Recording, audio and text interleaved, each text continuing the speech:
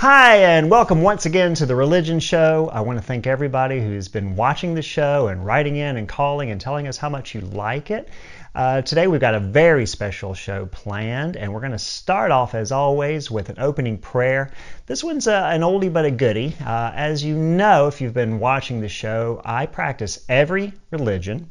And so one of the things that my mother and I used to do as kids were I would sacrifice animals, mostly goats. And you kind of build up a little bit of a friendship, and then, and so it was nice,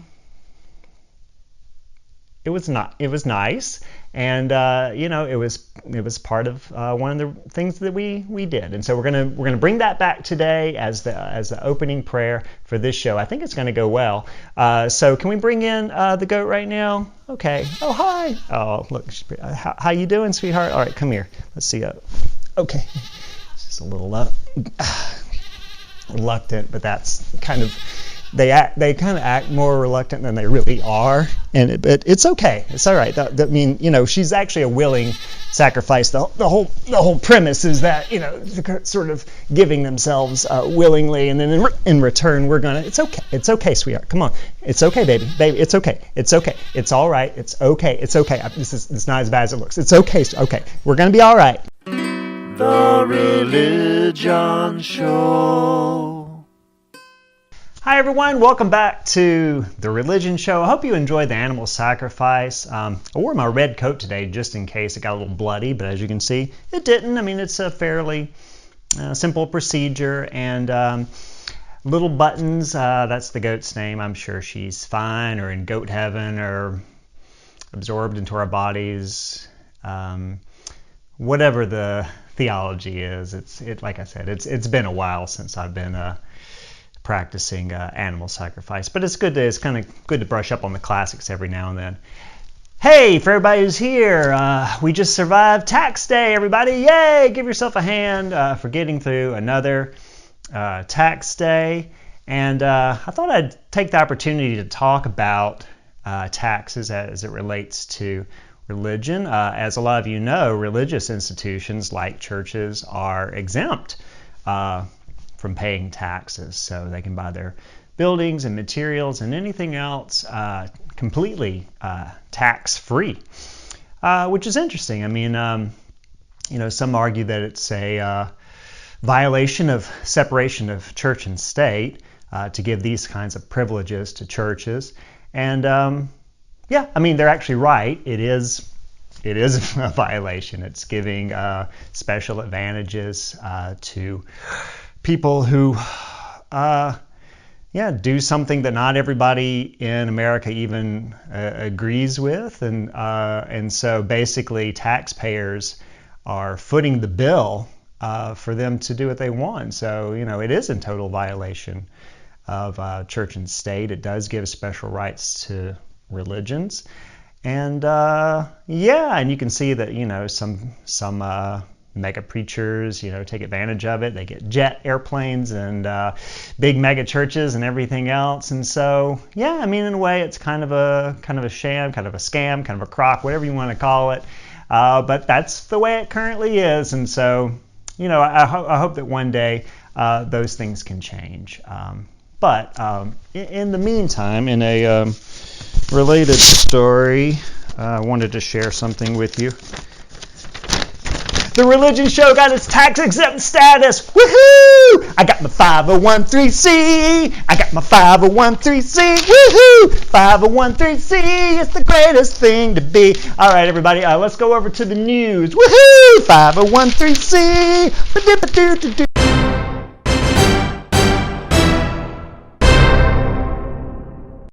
Hi, everyone, and welcome to Religious News. I was told that in that last segment I was saying 501(c) when it's actually 501(c)(3, and I guess my update for you is I don't care, you're paying taxes and I'm not. So let's get on with our top story. The top story is the world is ending. Again, it's world ending again. I believe every time it ends, of course. And I don't make any special preparations, but I do believe it's going to happen if somebody tells me. And So this time, you might remember a numerologist and prophet named David Meade. He predicted that the world would end by Planet X, also known as Planet Nibiru, colliding into Earth. And he first said that was going to happen on September 23rd, 2017, and then he postponed that a little bit for October. Then people kind of forgot about it for a while. Well, this time it is for sure going to happen on Monday. So that's April 23rd, 2018. So if you're watching this after that, I suppose you are wherever your soul has ended up. But you're definitely not on Earth because the world ended April 23rd, 2018. So here's the thing. I believe it, but most Christians actually don't. If you ask around, if you look online, if you look at articles, if you look at the most Christian people in the world, most people reject the prophecy of David Meade, and they think that the Bible says that there's no way, to predict the end of the earth. What Christians do believe is that there was a God who created everything we see, including all the animals, and he created two human beings, and those two human beings were once tricked by a snake to eat some fruit, and as a result of eating that fruit, they were cursed, and so was everyone that was born to them. All of their kids, all their offspring, they were cursed as well, until one day God decided to impregnate a virgin, and he allowed her to give birth to himself. And then he grew up, and when he was in about his mid-30s, he allowed himself to be nailed to a piece of wood. And this is the thing that freed us of the curse, broke the spell. And one day, this God promises to come back and end the world and bring all of the believers to the sky to live with him. So that's what Christians believe. That's what they actually believe. What they don't believe is that the world is going to end on Monday, because that's just too ridiculous. Something special here today. You may have seen this already. I'm going to play a clip for those who maybe didn't catch it, but I was actually on CNN not that long ago talking with Anderson Cooper. He wanted to get my take on the end of the world, but also he was mostly interested in the religion show. He's been hearing a lot about this show just like everyone else, and so he had me on and we talked a bit about the end of the world. We talked a bit about the Left Behind series, those kinds of things. And I'm not going to play the full thing, but I do want to play just a little bit of a clip to give you a taste of what that was like to be on CNN with Anderson Cooper.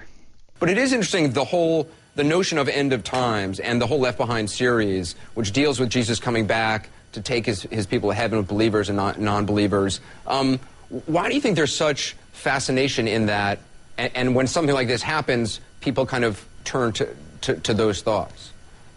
Well, Anderson, if I'm understanding your question correctly, you just asked me, why do people think about the end of the world when someone predicts the end of the world? The answer is everybody knows the world's going to end somehow, some way. I think we all know it's not going to end in any sort of natural way, like the sun finally, dying or something like that. Everybody knows it's going to be some religious ending, whether it's God calling back his people to heaven, or whether it's the God quits dreaming us and then that starts over again, the process, and we're all reborn into the new universe. Whatever it's going to be, the world is going to end. Doing the series, which were hugely popular, did it change your faith at all? Did it change the way you thought about the idea of the end times or your reading of the Bible in any way? Well, Anderson, I don't know that the show, doing the religion show, has changed me that much. It's a good platform to talk about what I already believe in. So it hasn't really changed my view of the end of the world or of the Bible or anything like that. I believe in all religions, and if somebody tells me the world's going to end, then I believe them.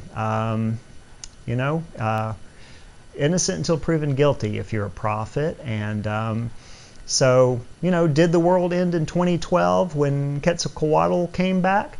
Probably.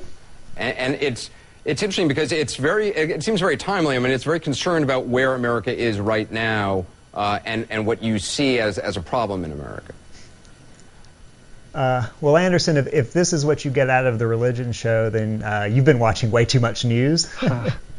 But yeah, I mean, I suppose indirectly we address the problems of America, but I don't think of it that way. I think of my show as being eternal. I think it'll last for all time.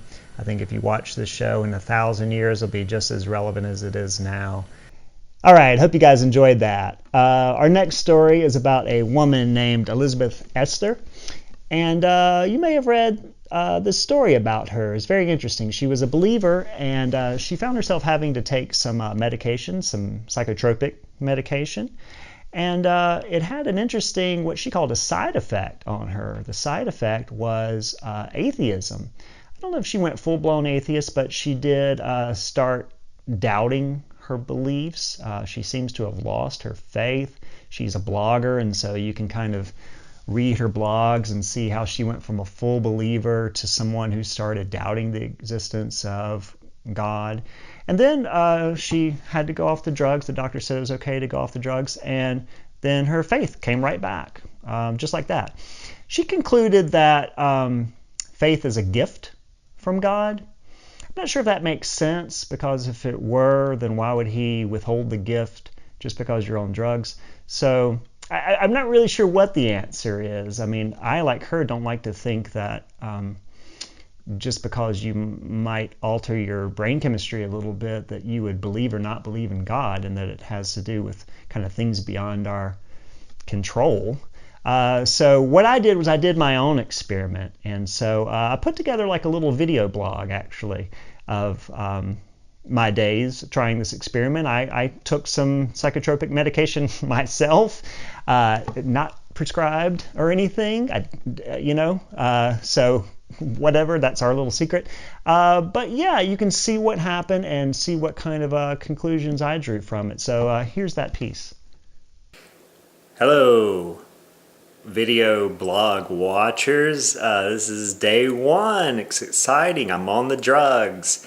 Hasn't changed a thing yet. I mean, I'm thinking about things, and I'm thinking, here I am, through the grace of any number of gods and goddesses. Hey guys, just checking in again. Gonna see if I still believe in some of the core beliefs. Like, do I still believe that the Japanese goddess of the sun was so offended by her brother playing tricks that she hid in a cave and deprived the world of the sun? Yes, I do. What about that the only way that she came out of the cave is when the goddess of mirth did a striptease and made her intrigued enough to come out of the cave? Yeah, still checks out. Still believe all this stuff. No big effects so far. I do find that I'm not thinking about religion as much. Just kind of, yeah, it's just not in my mind that much. But other than that, everything seems fine.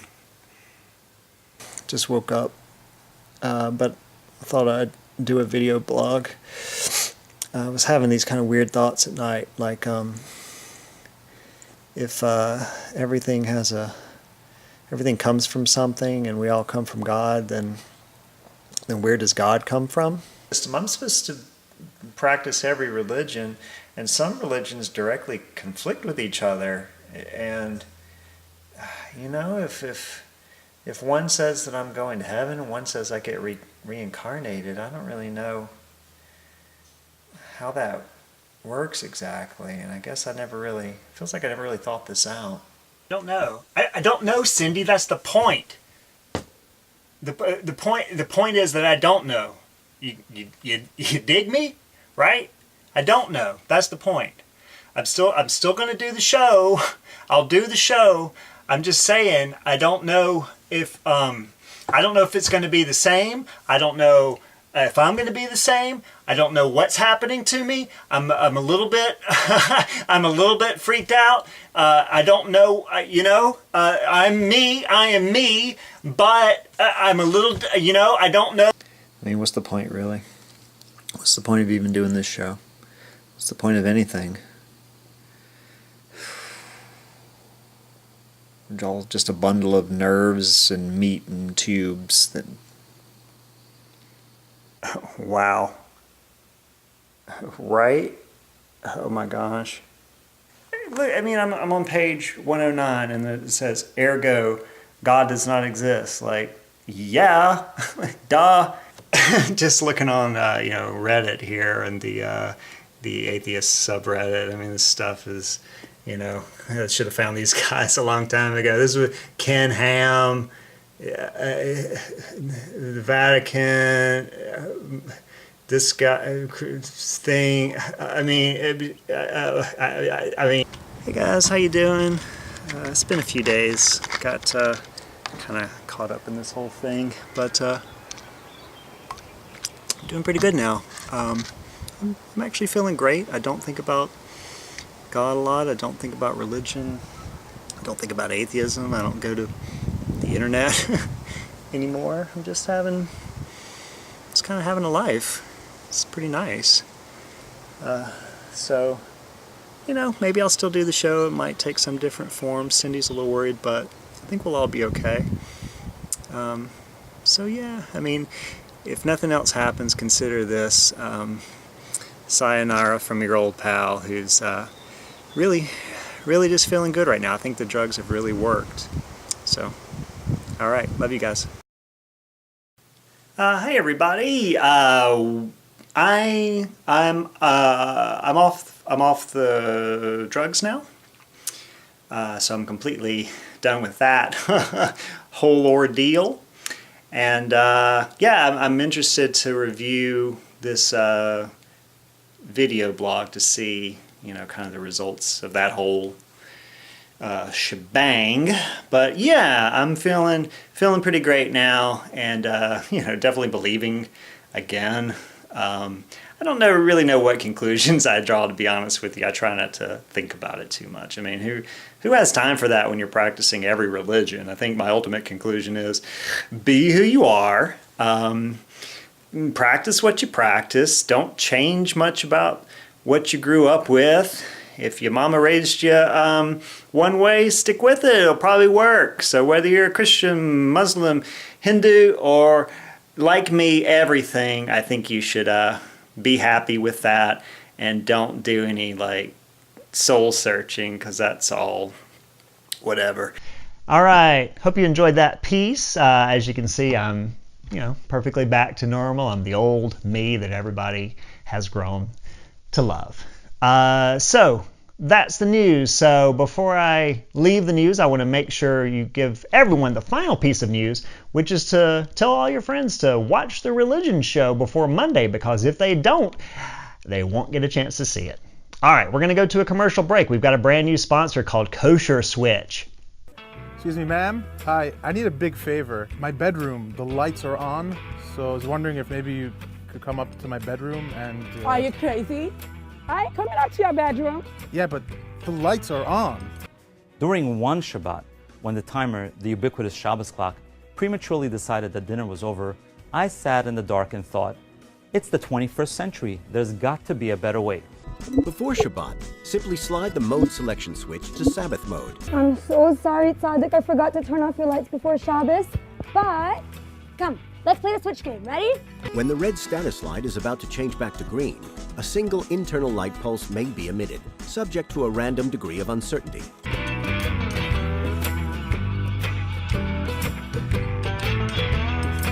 In this cycle, the pulse failed to emit altogether. Even when a pulse is successfully emitted, the ability for the pulse to be received is also subject to a random degree of uncertainty. It also eliminates the accidental use of traditional light switches. Finally, the pulse is successfully received, and the kosher switch turns on the room light. It is clear this is not a groma. It's Hilchos Shabbos. There's no question of any malacha being done by using that switch. The Mitzad Sheni, I recommend that anyone asks their own Rav to find out whether it is within the spirit of Shabbos, although there is no real malacha. The kosher switch is therefore permitted for consumer use, since all we've done is move a single, isolated piece of plastic. Hi everyone, welcome back from Kosher Switch. Hope you enjoyed that. I do have one more plug. This is a book. I haven't been able to review it yet, but this is a pretty good book I'm sure, called Awkward Moments Children's Bible, Volume 3, by a man named Horace Gilgamesh. Seems like a fake name, to be honest, but yeah, I think it's looks like a good children's book. You should probably definitely get it. There's a little note off to the side here that says not found in your average right before the word children's Bible, but I'm not sure what that means. I guess I'll have to read it to find out. But yeah, you should look at that. The other thing I want to address, we got a lot of emails and calls as the show is going on asking, did I really kill that goat? I guess people are wanting me to put like a no animals were harmed in any way kind of a disclaimer for the show. But yes, I did kill the goat. So there is a dead goat, and we're gonna eat it later. We're gonna do a new segment on the show called Carl Harrison the Magnificent.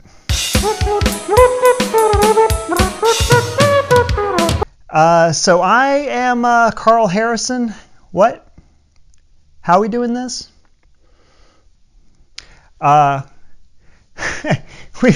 We've got some new writers on the show, and they are interested in doing comedy. And I said, it's not really a comedy program. This is a show about religion.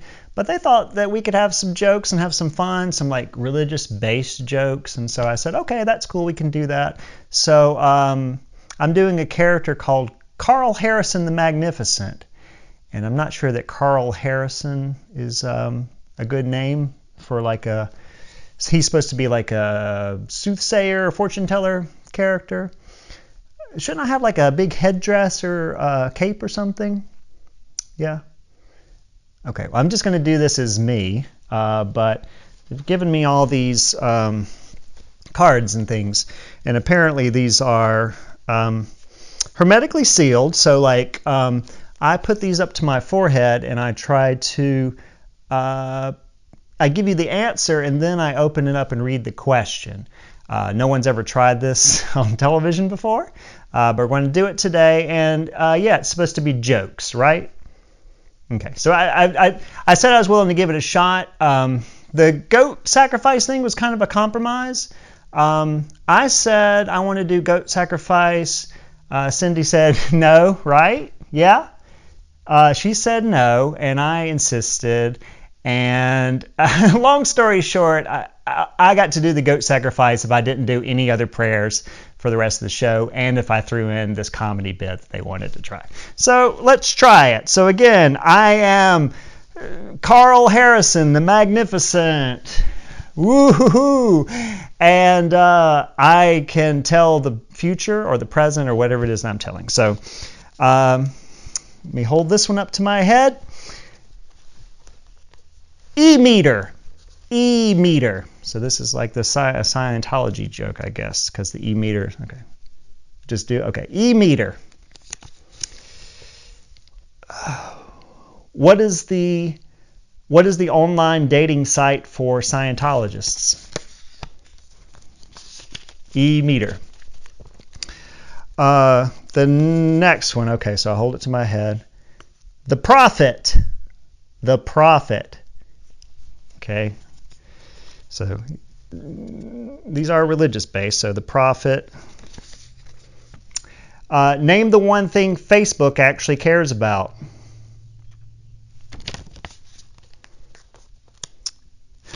Oh, the Prophet. The Prophet. It's spelled differently though. Okay. All right, here's one. All right, let me really concentrate. Allahu Akbar. And then it says, who is the most religious Star Wars character?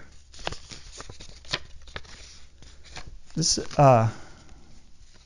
that's not funny for two reasons. One, it might offend Muslims. The other, it might offend people who are Jedis. Okay, I'll keep going. I hope this one's better. Sukkot. So this is the Jewish festival. Sukkot. You want me to pronounce it suck it? Okay, suck it.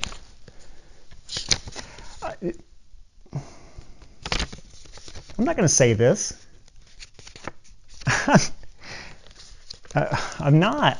Okay. Let's just do the next one.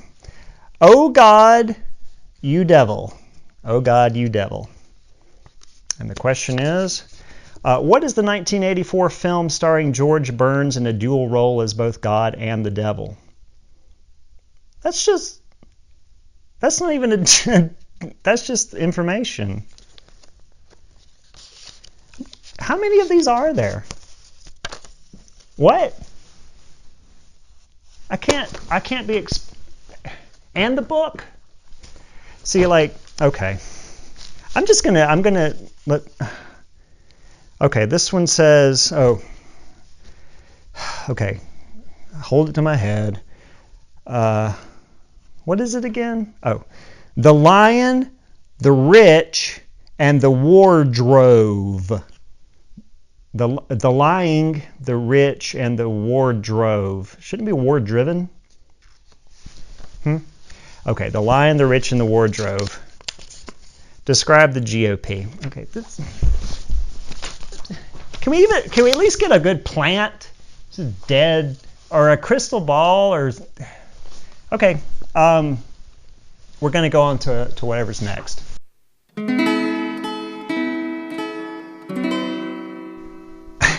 Hey gang, welcome back from that comedy fiasco. And I do put comedy in fingery air quotes because it was not funny. And we're not going to do comedy on this show because it's not a comedy show. We've already done a goat prayer, so we're just going to skip straight to the final thought today. We usually do a final prayer, but we had that agreement, so I'm going to stick to it. And our final thought today comes from the stand-up comedian George Carlin. He says, religion has actually convinced people that there's an invisible man living in the sky who watches everything you do every minute of the day. And the invisible man has a special list of 10 things he does not want you to do.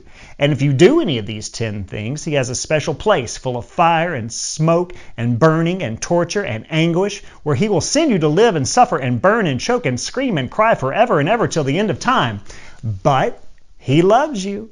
He loves you and he needs money. He always needs money. He's all powerful, all perfect, all knowing, and all wise. Somehow just can't handle money. So again, that was George Carlin. And, George Carlin is right. There is an invisible man living in the sky. The invisible man does love you. He is willing to send you to hell to punish you if you don't love him back. That's just God's mercy and justice at work.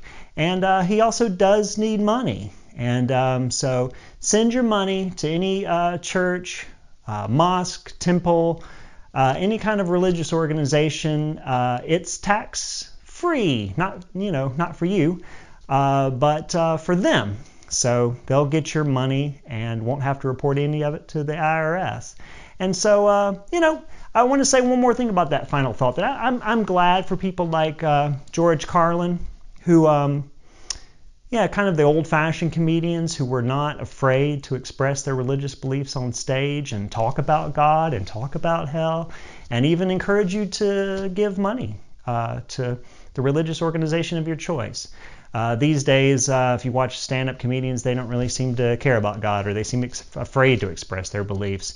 You got people like Jim Gaffigan, who just talk about Hot Pockets or whatever, who has no ounce of religious sentiment in his body. So, all right, well, that is the end of the show. We're not doing a final prayer, so I'll see you next time on The Religion Show. Although I do feel a little weird that we're not doing a final prayer, like we might get in trouble.